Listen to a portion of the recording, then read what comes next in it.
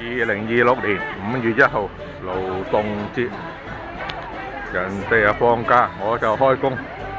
旺角球場，又係嚟到呢個公園仔，睇下有冇凳坐啦。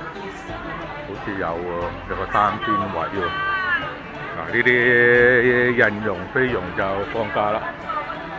喺個公園呢度霸晒啲位啦，有啲木凳啦。咁而家12點半到，我翻1點，坐翻10分鐘先行過去咯。人哋就開餐啦。好啦，呢度有啲木凳，咁喺度坐下，坐到差唔多就埋去開工，幾好，又唔曬。好啦，咁睇下今日旺角球場唔知邊隊對邊隊啦，到時再睇下啦。打到下半場開咗10幾分鐘啦。今日係東方對力高北區，而家係1比1。開咗下半場，